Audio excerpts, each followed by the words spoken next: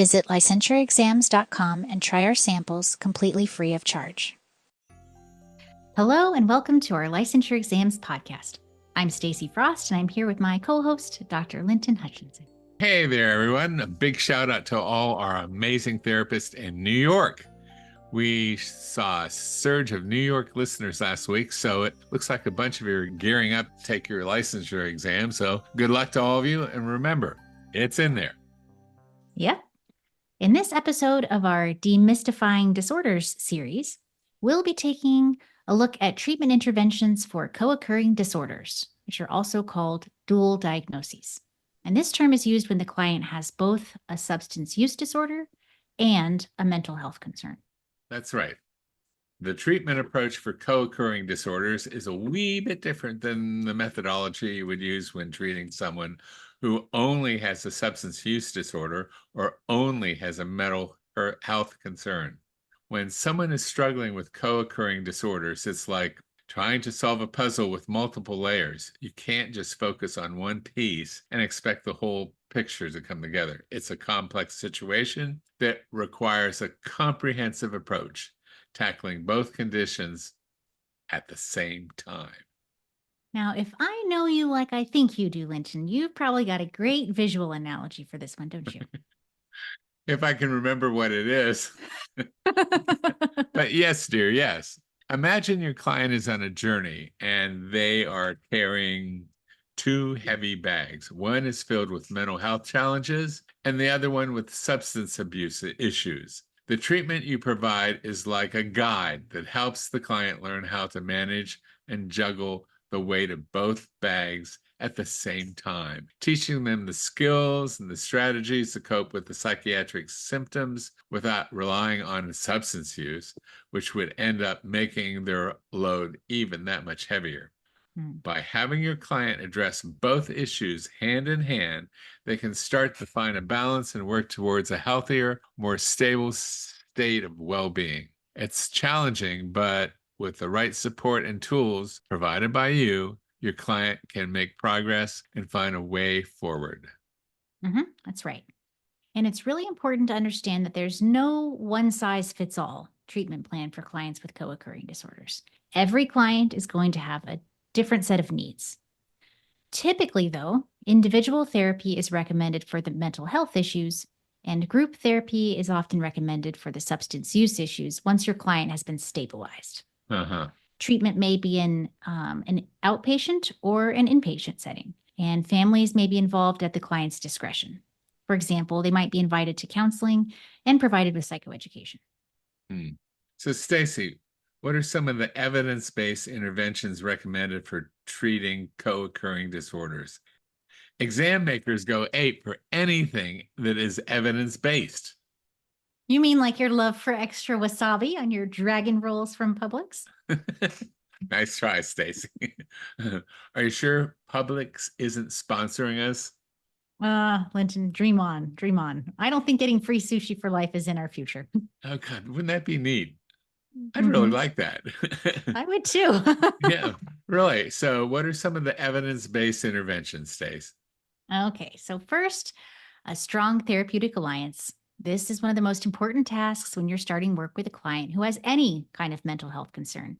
And it's especially important when you're working with co-occurring disorders because clients who are struggling with addiction often feel judged and shamed.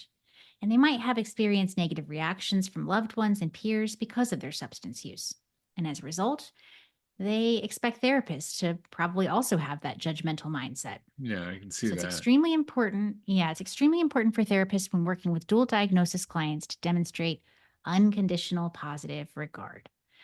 Judgment about a client's addictive behavior is going to quickly deteriorate trust and rupture that therapeutic relationship. So leave your biases and your preconceived notions about what your client is going through at the door.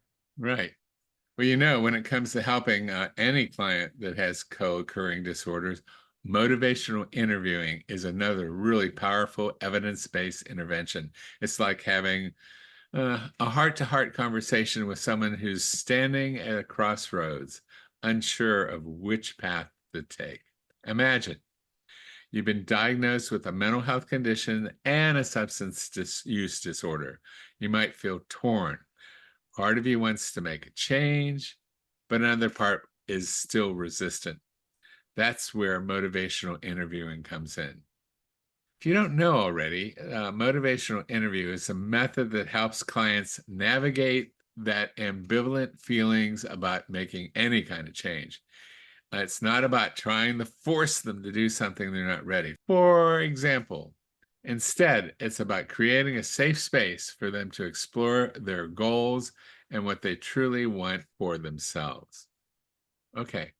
Through using motivational interviewing, through this process, clients can start to clarify their priorities and start to basically find the motivation within themselves to engage in the change process.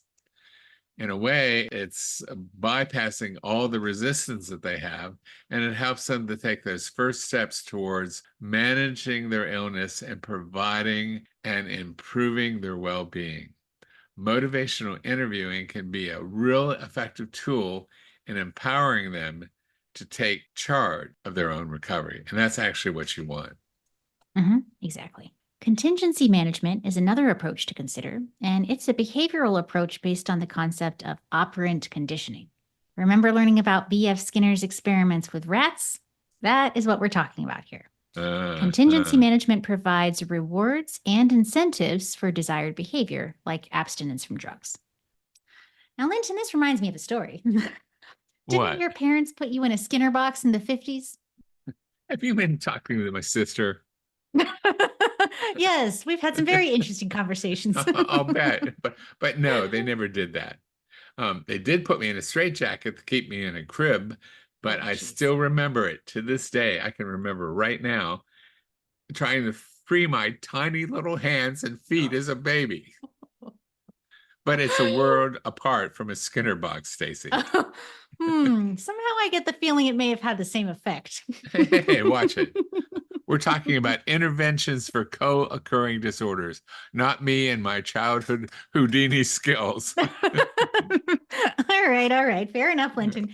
Back to interventions. All right. Well, as they say, an ounce of prevention is worth a pound of cure. Work with your client to develop a relapse prevention plan that could include self-care goals, techniques to deal with urges and cravings to use drugs, and a list of people who can be contacted when your client feels the urge to use or does end up using. That's a good one. Psychoeducational classes can also be helpful, and these provide information about disorders and symptoms, relapse prevention, like you were talking about, HIV and AIDS prevention, and other high-risk behaviors that are associated with co-occurring disorders. Medication may be used in certain cases to stabilize the client. Is that something that you would suggest as a therapist, Stacy? Here's the tricky one that flubs people up. Remember, making recommendations for medications is outside of your scope of practice. So leave that to Linton? The psychiatrist or the MD. You as a therapist may consult with the psychiatrist or prescribing physician and describe your client's symptoms. If medication is warranted, you can help the client adhere to the medication regime. Just remember, like Stacy just said, it's outside the scope of your practice to make recommendations for medications to the client. Leave that to the folks wearing the white coats. Right. And the last intervention we'll touch on is geared towards strengthening the client's support network. Recovery programs try to emphasize the importance of strong, positive support systems. Support groups, such as those based on the 12-step model, like Alcoholics Anonymous or Narcotics Anonymous, can also be invaluable. What if the client has really, really severe mental concerns, Stacy, like schizophrenia or bipolar 1 disorder? Okay, so for clients with serious mental health conditions, coordination with a multidisciplinary team is really essential. And there's a few different options you can go with here. Assertive community treatment is an approach in which a multidisciplinary team shares caseloads and provides direct services to clients. The team's intention is to help meet basic needs like housing, stabilize the client in their community, and ensure that the client receives treatment for substance abuse and mental health. Mm-hmm. Intensive case management is another treatment model where an individual case manager keeps a low caseload so they can provide more intensive and consistent services for clients. And the intention is to link and coordinate services for clients. And then we have residential treatment programs. And these are facilities where the client both lives in and receives treatment in the same place. Residential treatment can happen in a variety of settings, short-term or long-term, like 12 months or more, halfway houses, which are transitional living spaces, and institutions that are part of the criminal justice system. And they're typically used to treat clients with substance abuse issues who are involved in the criminal justice system. All righty, Linton, how about a quick summary of the interventions we've talked about as we wrap up this episode? Okay, this is what you should take away from everything we've talked about.